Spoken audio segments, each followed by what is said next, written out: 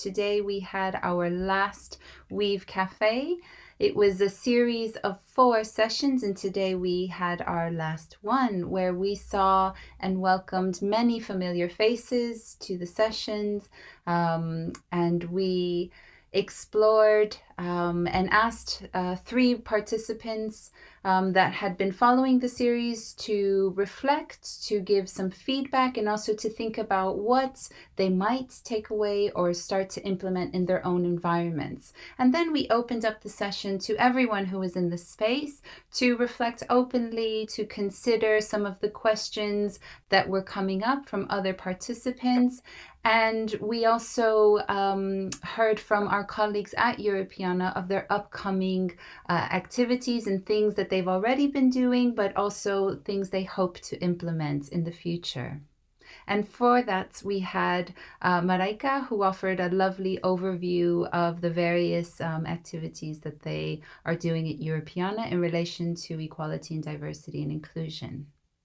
So in this discussion, I brought up the fact that we just published our inclusive engagement guidelines that are on our PRO website, and that people can also take part in testing sessions for them as well, because we want to make sure that these guidelines are representative of as many people as possible and of all different backgrounds as well.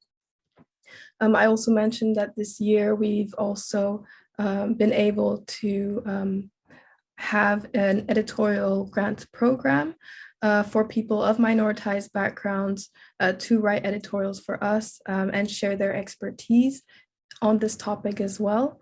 And that we've also started a diversity inclusion task force with representatives from the Europeana Network Association and Europeana Aggregators Forum, and as well to kind of bring some recommendations around diversity inclusion to the Europeana initiative, as well as some work around our the accessibility of our website, ongoing research and user experience with people who are visually impaired, and the work is still continuing, and shared also some one of our colleagues that people can get in touch with if they want to participate in some interviews around this as well.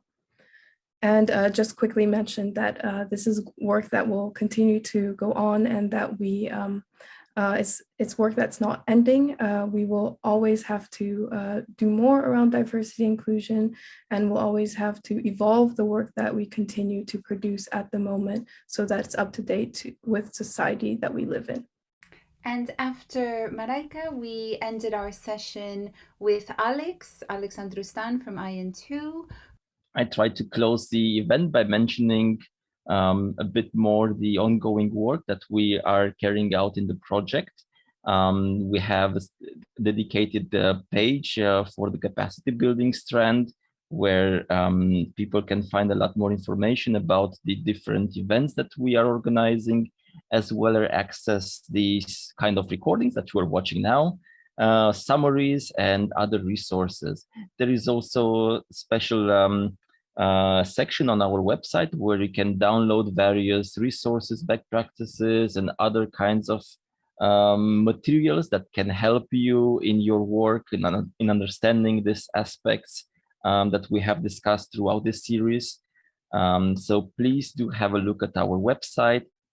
Keep in touch with us either by following us on social media, for instance, on Twitter or on YouTube, by subscribing to our newsletter, or just getting in touch directly.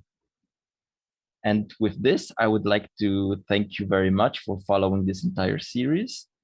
I know that as a participant, I have learned a lot. It really is a testament to how impactful these discussions have been, and how indeed you need to reflect a lot more and take these aspects of diversity and inclusion in your everyday practice and work. Thank you very much for your attention.